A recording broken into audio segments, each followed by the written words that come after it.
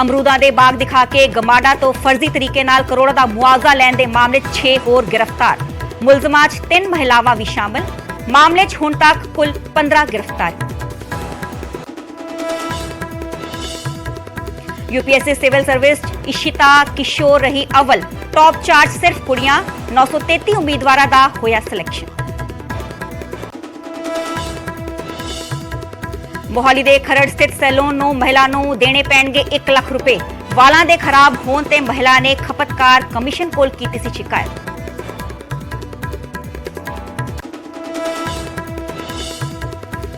पंजाब समेत हरियाणा दिल्ली च मौसम ने लई करवट। मींह ने तपदी गर्मी तो दित्ती राहत। अज भी कई इलाकों च तेज हवावां नाल पै सकदा है भारी मींह। 3 दिन तक मींह की संभावना।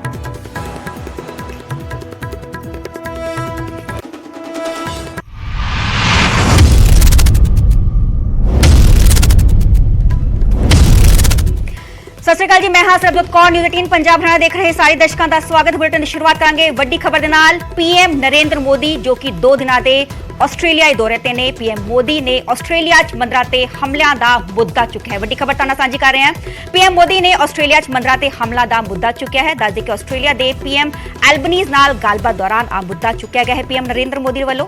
पीएम ने कहा कि एल्बनीज नाल मंदिरां ते हो रहे हमले की चर्चा हुई है। ਆਸਟ੍ਰੇਲੀਆ च मंदिरां ते हमले बर्दाश्त नहीं किए जाएंगे। पीएम मोदी ने कहा कि मंदिरां ते हमला करने वालों खिलाफ सख्त कार्रवाई होए। ਆਸਟ੍ਰੇਲੀਆ ਦੇ पीएम ने कार्रवाई की गल भी कही है। दस दें कि एल्बनीज ने अजिहे अंसरां ते कार्रवाई का भरोसा पीएम मोदी ਨੂੰ ਦਿੱਤਾ है। ਤੇ ਜੋ पीएम मोदी ने 2 ਦਿਨਾਂ ਦੇ ਆਸਟ੍ਰੇਲੀਆ दौरे ਤੇ ਨੇ। ਪਿਛਲੇ ਦਿਨੀ ਦੱਸਦੇ ਕਿ ਖਾਲਿਸਤਾਨ ਸਮਰਥਕਾਂ ਨੇ ਮੰਦਰਾਂ ਤੇ ਹਮਲਾ ਕੀਤਾ ਜਾਂਦਾ ਸੀਗਾ ਤੇ ਆਏ ਦਿਨੀ ਅਸੀਂ ਵੇਖਨੇ ਹਾਂ ਕਿ ਜੋ ਆਸਟ੍ਰੇਲੀਆ 'ਚ ਜਿਨੇ ਵੀ ਮੰਦਰ ਨੇ ਉਹਨਾਂ ਤੇ ਜੋ ਹਮਲਾ ਕੀਤਾ ਜਾਂਦਾ ਹੈ, ਭੰਨਤੋੜ ਕੀਤੀ ਜਾਂਦੀ ਹੈ, ਖਾਲਿਸਤਾਨੀ ਪੱਖੇ ਨਾਰੇ ਲਿਖੇ ਜਾਂਦੇ ਨੇ। ਇਸ ਦੇ ਨਾਲ ਹੀ ਦੇਸ਼ ਵਿਰੋਧੀ ਨਾਰੇ ਵੀ ਲਿਖੇ ਜਾਂਦੇ ਨੇ ਤੇ पीएम मोदी ने आ मुद्दा चुकिया ਤੇ ਆਸਟ੍ਰੇਲੀਆ ਦੇ पीएम ने कार्रवाई का पीएम मोदी ਨੂੰ ਭਰੋਸਾ भी दिता। फ्रेंड्स, ऑस्ट्रेलिया में मंदिरों पर होने वाले हमलों और अलगाववादी तत्वों की गतिविधियों के संबंध में हमने पहले भी बात की थी और आज भी हमने बात की है। भारत और ऑस्ट्रेलिया के सौहार्दपूर्ण रिश्तों को कोई भी तत्व अपने विचारों या अपने एक्शन से आघात पहुंचाए, ये हमें स्वीकार्य नहीं है। प्रधानमंत्री अल्बनीजी ने इस संदर्भ में जो कदम उठाए हैं, मैं इसके लिए उनको धन्यवाद देता हूं। साथ ही उन्होंने मुझे एक बार फिर आश्वस्त किया है कि वो ऐसे तत्वों के विरुद्ध सख्त एक्शन लेते रहेंगे।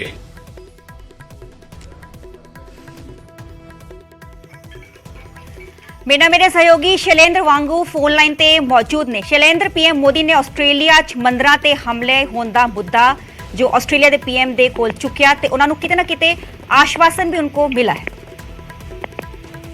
बिल्कुल सरबजोत, ये मुलाकात जो आज द्विपक्षीय हुई है प्रधानमंत्री मोदी और ऑस्ट्रेलिया के प्रधानमंत्री के बीच में, इसमें जो खालिस्तानी गतिविधियों का जो मुद्दा है जो काफी समय से ऑस्ट्रेलिया में चल रहा है, हम देख पा रहे थे कि कभी वो इंडियन कॉन्सुलेट, इंडियन एम्बेसी पर हमला करते हैं या फिर महात्मा गांधी की मूर्ति को निशाना बनाते हैं या फिर वहां पर जो मंदिर है उनको टारगेट करते हैं।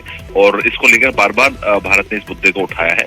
और आज भी जबकि प्रधानमंत्री मोदी खुद ऑस्ट्रेलिया में मौजूद हैं, उन्होंने हाईएस्ट लेवल यानी कि जो प्रधानमंत्री ऑस्ट्रेलिया के हैं एंथनी एल्बनीज, उनके साथ ये मुद्दा उठाया है और ये कहा है कि इस तरह की जो गतिविधियां हैं वो उनको बर्दाश्त नहीं किया जाना चाहिए। वहीं ऑस्ट्रेलिया के प्रधानमंत्री ने भी एश्योर किया है कि वो कड़ी कार्रवाई करेंगे ऐसे एलिमेंट्स के खिलाफ, ऐसे लोगों के खिलाफ जो इस तरह की हरकत करते हैं। और पीएम मोदी ने साफ तौर पे कहा है कि जो भारत और ऑस्ट्रेलिया के जो फ्रेंडली टाइज हैं उसको इस तरह की जो गतिविधियां हैं वो ठेस ना पहुंचाए, इसके लिए एश्योर किया जाना चाहिए। आपको याद दिला दे कि पीएम मोदी के दौरे से पहले भी हमने देखा था कि एक रेफरेंडम की बात वहां चल रही थी ऑस्ट्रेलिया में, लेकिन उसको खुद ही परमिशन जो दी गई थी उसको वापस ले लिया गया, वो उस इवेंट को होने नहीं दिया गया। तो ये एक अहम बात है कि ऑस्ट्रेलिया अगर कड़े कदम उठाएगा तो जो वहां पर खालिस्तानी एलिमेंट्स हैं उनकी गतिविधियों पर रोक लगेगी। इसी का आश्वासन आज ऑस्ट्रेलिया की तरफ से भारत को मिला है। जी बहुत बहुत शुक्रिया ਸ਼ਰੇਂਦਰ हमें तमाम जानकारी देने ਲਈ ਤੇ ਦੱਸ ਦੇ ਕਿ ਪੀਐਮ ਮੋਦੀ ਨੇ ਆਸਟ੍ਰੇਲੀਆ 'ਚ ਬੰਦਰਾਂ ਤੇ ਹਮਲਾ ਦਾ ਮੁੱਦਾ ਜੋ ਆਸਟ੍ਰੇਲੀਆ ਦੇ ਪੀਐਮ ਕੋਲ ਚੁੱਕਿਆ ਹੈ ਕਿਤੇ ਨਾ ਕਿਤੇ ਪੀਐਮ ਮੋਦੀ ਨੂੰ ਆਸਟ੍ਰੇਲੀਆ ਦੇ ਪੀਐਮ ਦੇ ਵੱਲੋਂ ਅਸ਼ੋਰੈਂਸ ਵੀ ਦਿੱਤੀ ਗਈ ਹੈ ਕਿ ਸਖਤ ਤੋਂ ਸਖਤ ਕਾਰਵਾਈ ਸ਼ਰਾਰਤੀ ਅੰਸਰਾਂ ਦੇ ਖਿਲਾਫ ਕੀਤੀ ਜਾਏਗੀ।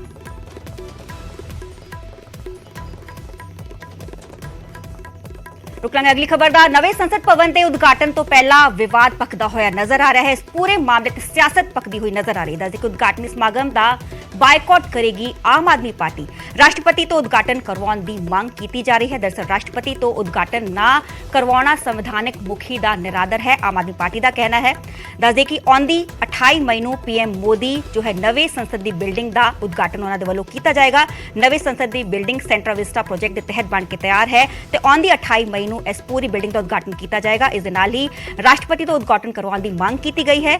ਤ੍ਰਿਣਮੂਲ ਕਾਂਗਰਸ ਅਤੇ ਖੱਬੇ ਪੱਖੀ ਦਲਾਂ ਨੇ ਵੀ ਬਾਈਕਾਟ ਕਰਨ ਦਾ ਐਲਾਨ ਕੀਤਾ ਹੈ। ਦੱਸ ਕੇ ਕਾਂਗਰਸ ਵੀ ਉਦਘਾਟਨ ਸਮਾਗਮ ਦਾ ਬਾਈਕਾਟ ਕਰ ਸਕਦੀ ਹੈ ਤੇ ਦੱਸ ਦੇ ਕਿ ਨਵੇਂ ਸੰਸਦ ਭਵਨ ਦੇ ਉਦਘਾਟਨ ਤੋਂ ਪਹਿਲਾਂ ਵਿਵਾਦ ਛਿੜਦਾ ਹੋਇਆ ਨਜ਼ਰ ਆ ਰਿਹਾ ਹੈ। ਇਸ ਦੇ ਨਾਲ ਹੀ ਰਾਸ਼ਟਰਪਤੀ ਤੋਂ ਉਦਘਾਟਨ ਕਰਵਾਉਣ ਦੀ ਮੰਗ ਕੀਤੀ ਜਾ ਰਹੀ ਹੈ।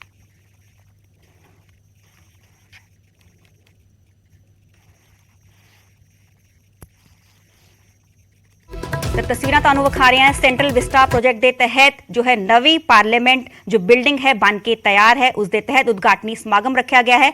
आउंदी 28 मई को उद्घाटनी समागम है। इस दे नाल ही जो राघव चड्ढा ने आम आदमी पार्टी के राज सभा मैंबर उन्होंने वालों ट्वीट किया गया। उन्होंने लिखा है कि राष्ट्रपति भारत का संवैधानिक मुखी हुंदा है।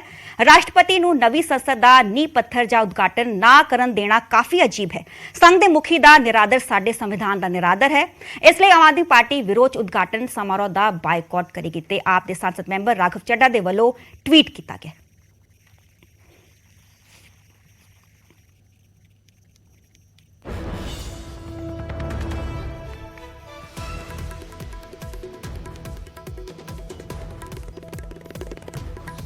भव्य राम मंदिर का जब निर्माण कार्य शुरू करवाते हैं, शिलान्यास करवाते हैं, उस समय भी आप देश के प्रथम नागरिक महामहिम राष्ट्रपति श्री रामनाथ कोविंद को न्योता नहीं भेजते, उनको इनवाइट नहीं करते, उनको उस भव्य मंदिर का जो शिलान्यास का बहुत बड़ा ऐतिहासिक कार्य हो रहा है उसमें सम्मिलित होने के लिए नहीं उनको आग्रह करते। देश का जो लोकतंत्र का सबसे बड़ा मंदिर है पार्लियामेंट वाली, नई पार्लियामेंट बन रही है, उसका शिलान्यास करते हैं। उस समय देश के प्रथम राष्ट्रपति श्री रामनाथ कोविंद जो दलित समाज से आते हैं उनको न्योता नहीं देते, उनको नहीं बुलाते, उस समागम में उनकी शमूलियत नहीं करवाते। और अब जब बड़ा ऐतिहासिक क्षण है, बहुत बड़ा कार्य होने जा रहा है, नए पार्लियामेंट का आप उद्घाटन कर रहे हैं, एक दलित समाज से आने वाली, एक आदिवासी समाज से आने वाली एक औरत, सम्मानजनक औरत महामहिम राष्ट्रपति श्रीमती द्रौपदी मुर्मू को ना बुलाकर, उनको न्योता ना देकर आप कैसी मानसिकता का प्रदर्शन कर रहे हैं। हम तो पंजाब में डिजिटाइजेशन करवा रहे हैं पंजाब विधानसभा की, वो थोड़े दिनों में कंप्लीट हो जाएगी। उसके बारे में मैं माननीय मुख्यमंत्री भगवंत मान जी से भी आग्रह करूंगा कि इसका उद्घाटन महामहिम राष्ट्रपति श्रीमती द्रौपदी मुर्मू से करवाया जाए।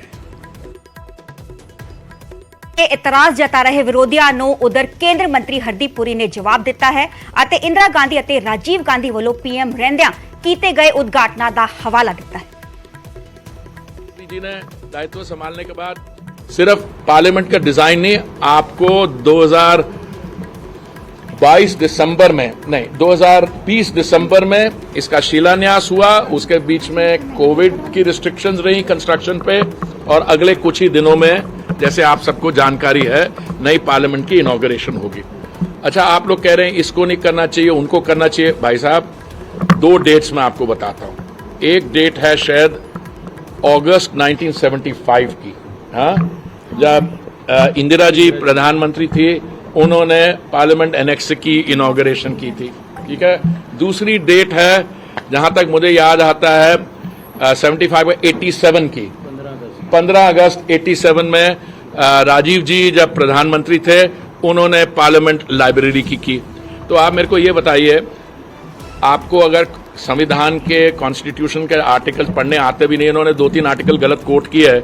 जब मैंने उनको बोला, मैंने कहा एक one article deals with the subject of giving an assent to a bill, the other article deals with something else, तो उनको चुभा। उन्होंने कहा नहीं नहीं, ये नहीं, वो नहीं। ये होमवर्क करते नहीं अपना। अपने समय में जो देखिए, हेड ऑफ स्टेट और हेड ऑफ गवर्नमेंट में देयर इज अ डिफरेंस। अगर आपके हेड ऑफ गवर्नमेंट इनॉग्रेट कर सकते हैं पार्लियामेंट की एनेक्सी को और लाइब्रेरी को, तो हम इस समय के हेड ऑफ गवर्नमेंट क्यों नहीं कर सकते? Simple is that. मुझे लगता है कि ये this was a very poor attempt at creating a diversion. हाँ जी।